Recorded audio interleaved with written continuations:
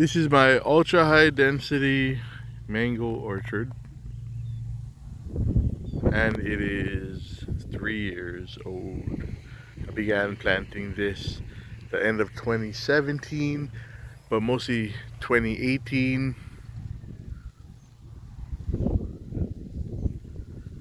And basically, we had just finished up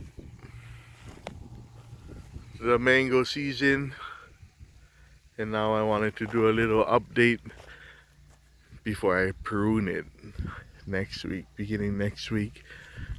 These first couple rows here, I had pruned a couple of months ago because they hadn't given any flowers in.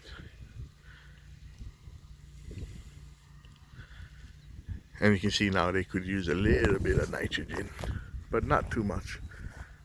Not more than triple eight. Triple eight fertilizer would be about the strongest fertilizer I would use with mangoes at this stage. On year one and year two, as the trees are establishing, you can use stronger fertilizer because you're not really focused on producing fruit at that point. You just focused on growing your trees healthy.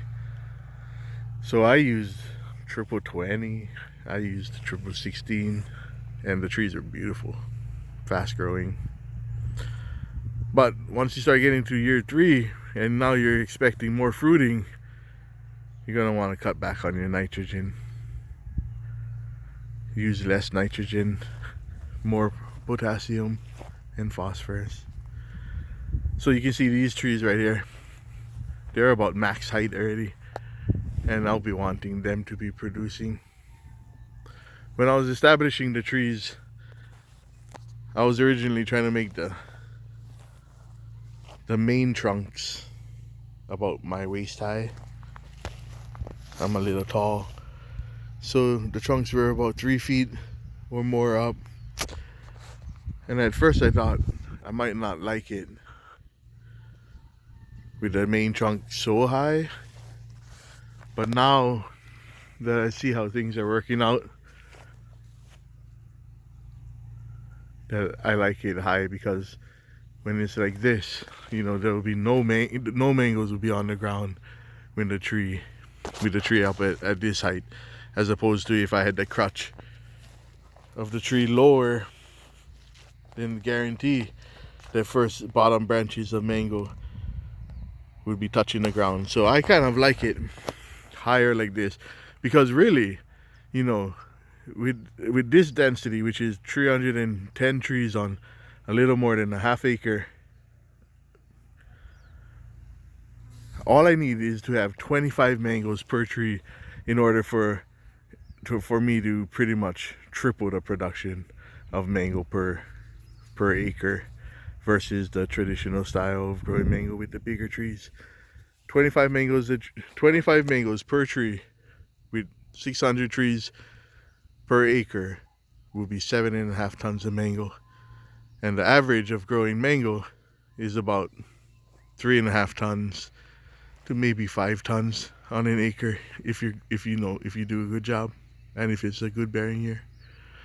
So with that, this is plenty enough room to support 25 mangoes. In fact, these trees could easily support 100 mangoes. And if with 100 mangoes per tree, 600 trees, now you're talking about closing in on 20 tons per acre, which is just ridiculous numbers.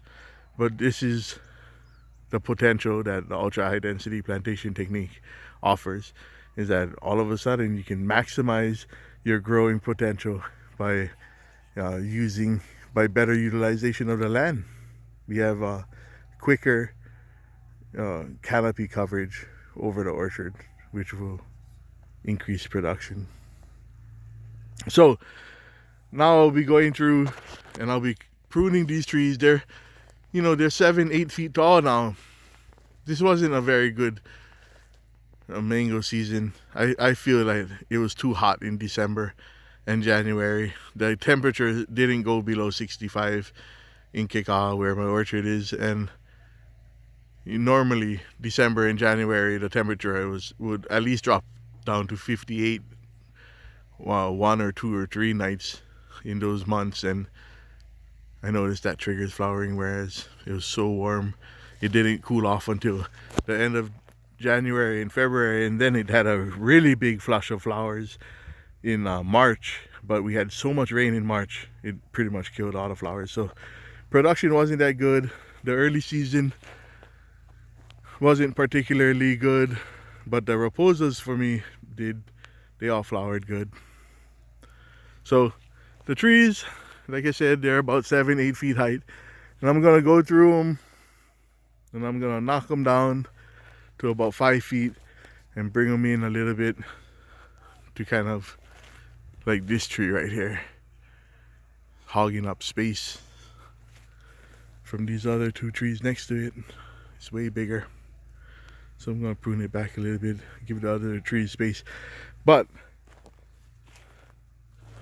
with the ultra high density mango fields and the low trees, if you have feral pigs in your area,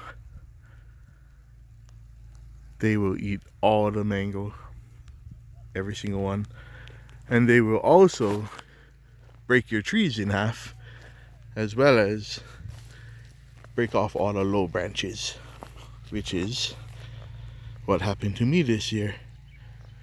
And so a lot of the scaffold branches was broken this year with mango.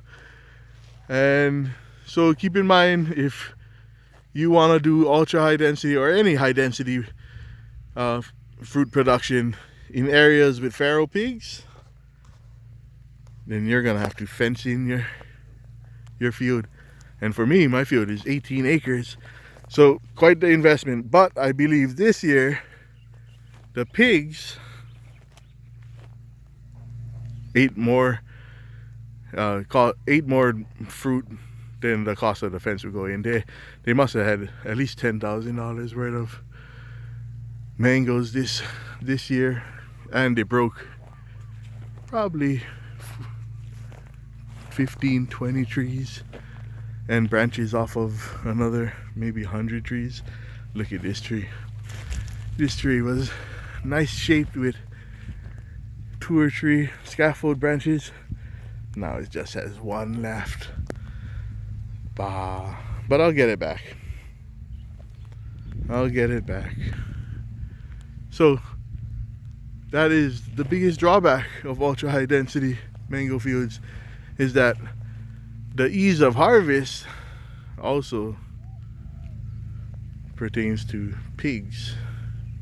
Ease of harvesting, and they are not against breaking your tree in half in order to eat the mango. Oh, look at this, got a ripe raposa in there, small one,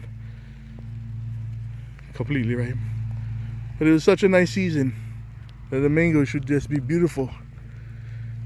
These trees just are dying to flower. They already flowered once, and now they're flowering again.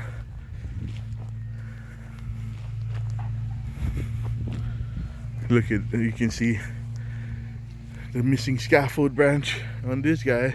So these trees were just absolutely beautiful, and now they gotta recover, and hopefully it'll throw out shoots from here. So this is, like I said, year 3. Next year I'm really expecting production on these, and that's why I really have to get into fencing this year.